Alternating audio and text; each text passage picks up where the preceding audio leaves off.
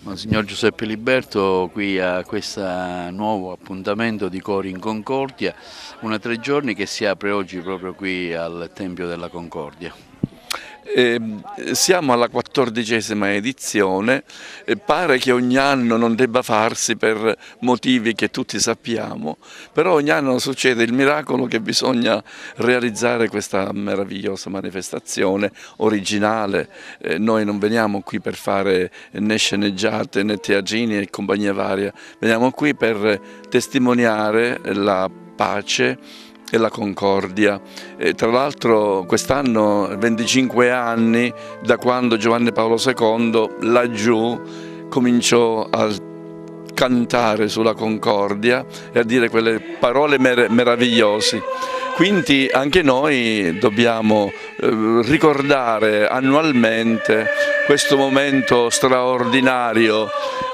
Ormai lui è santo e ci guarda dal cielo e quindi noi facciamo un canto alla luce e un canto alla pace. Una 3 giorni intensa che vede la manifestazione, diciamo, non solo qui al Tempio della Concordia ma anche in altri luoghi sacri della città. Sì, perché facevamo, non so se domani sera piove non possiamo farlo lì sotto il Tempio di Giunone e quindi ce ne andiamo, penso, nella chiesa di San Domenico.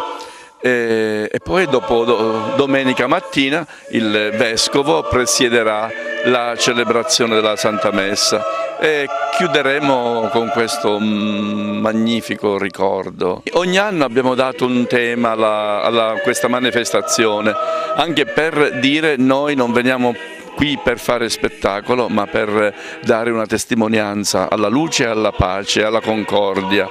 E quest'anno ho voluto, anche in armonia con il Cardinale, il Vescovo, ho voluto dare un tema molto delicato che domani sera poi svolgeremo. La concordia come armonia tra le culture. Per noi è veramente un motivo di grande gioia.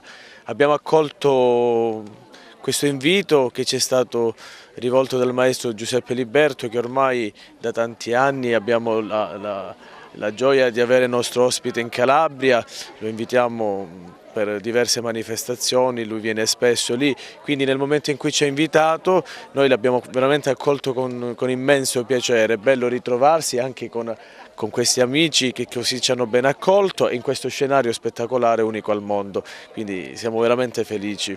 Cosa proporrete in questi 3 giorni? Noi abbiamo preparato un repertorio che spazia dal Rinascimento alla musica contemporanea, ovviamente c'è un blocco particolare tutto dedicato alle opere del maestro. Abbiamo la fortuna quest'anno di dare inizio a questo momento che non è solo musicale anche perché con la musica del maestro Liberto che ci coinvolge diventa un momento di concordia veramente musicale e spirituale con questi cori ospiti con i quali condividiamo questa grande musica. Abbiamo la fortuna di essere ospitati dal parco quest'anno ed è una fortuna che vediamo negli occhi dei nostri colleghi coristi che appena arrivati qua questa sera si leggeva nei loro volti una meraviglia particolare.